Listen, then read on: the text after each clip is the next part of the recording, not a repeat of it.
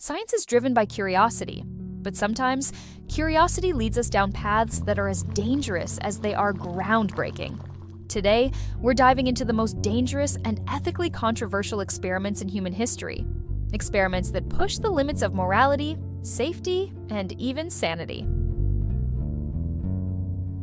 Let's start with one of the most infamous cases in history, the Tuskegee syphilis study. In 1932, researchers in the United States enrolled 600 African American men to study the effects of untreated syphilis. What's shocking? The men were never told they had syphilis. Instead, they were told they were being treated for bad blood, while doctors withheld penicillin, even after it became the standard treatment. The study continued for 40 years. By the time it was exposed in 1972, over 100 men had died from syphilis or its complications, and many of their wives and children were also infected. Public outrage led to the creation of stricter ethical guidelines in medical research, including the establishment of institutional review boards to protect participants in future studies. But the damage had already been done. Let's talk about Unit 731, a dark chapter from World War II. Operated by the Japanese Imperial Army, this research facility conducted gruesome experiments on prisoners of war, including biological weapons testing.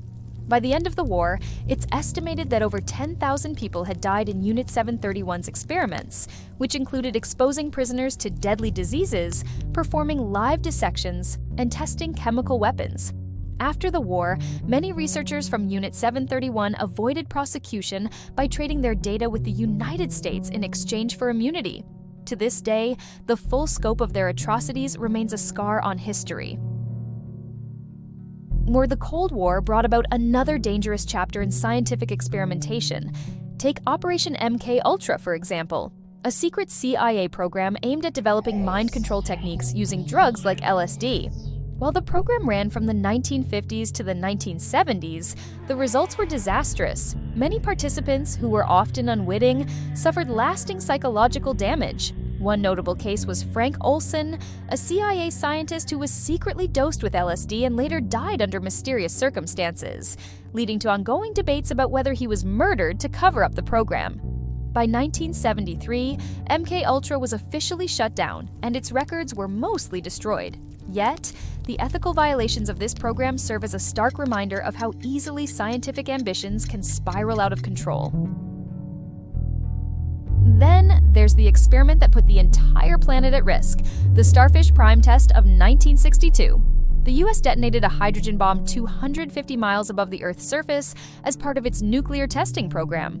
The test created an artificial radiation belt that knocked out several satellites, disrupted global communications, and damaged electronics on the ground. While it provided data on the effects of nuclear explosions in space, the risks were immense. Scientists at the time feared it might ignite the atmosphere, a scenario that could have destroyed all life on Earth. Thankfully, it didn't. But the fallout of this test shaped international treaties limiting nuclear tests in space. Let's shift to the mid-20th century and the human radiation experiments, where scientists deliberately exposed people to harmful radiation levels to study its effects. In one infamous case, a man named Elmer Allen was injected with plutonium without his consent. Decades later, it was revealed that many of these experiments were conducted on marginalized populations, including prisoners, pregnant women, and terminally ill patients. The results? Shortened lifespans, severe health complications, and generations of mistrust in medical institutions.